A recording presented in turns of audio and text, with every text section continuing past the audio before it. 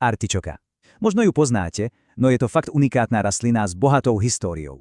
Vyzerá, no, dosť zvláštne. Je to len jedlo, alebo sa v nej skrýva viac? Ideme na to. Pozrieme sa na jej históriu, vedu, zdravotné účinky, ako ju pripraviť a na čo si dať pozor. Takže, kde sa vzala? Artičoka je v podstate len šľachtený bodliak zo Stredomoria. Už v staroveku vedeli, že pomáha pečení a uľaví po naozaj ťažkom jedle. No dobre, to bola história. A čo na to hovorí moderná veda? Tak napríklad Atlas bylín od Zemodaru presne toto spája. Spája tradíciu s výskumom. A tou kľúčovou látkou je cinarín.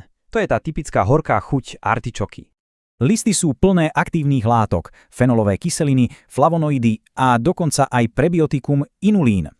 A čo to všetko robí? V skratke, podporuje žlč a chráni bunky pečene. Práve vďaka tomu je dnes taká populárna. Aké sú teda jej hlavné benefity? Veľa sa skúmal jej vplyv na cholesterol, vie pomôcť udržať rovnováhu medzi tým zlým a dobrým. V jednej štúdii extrakt z listov znížil ten zlý LDL cholesterol o takmer štvrtinu. Okrem toho celkovo podporuje trávenie, regeneruje pečeň a dokonca môže pomôcť s hladinou cukru. Dobre, teórie bolo dosť. Ako ju teda dostať zo záhrady na tanier?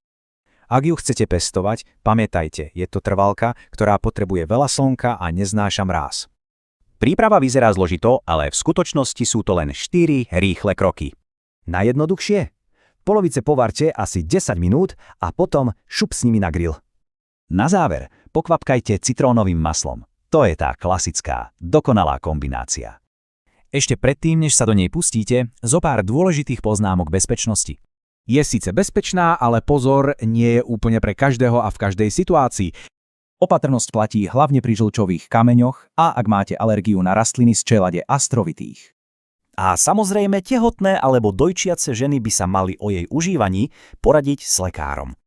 Takže, od starovekého lieku k modernej superpotravine. Ktorá ďalšia zabudnutá rastlina čaká na svoj veľký návrat?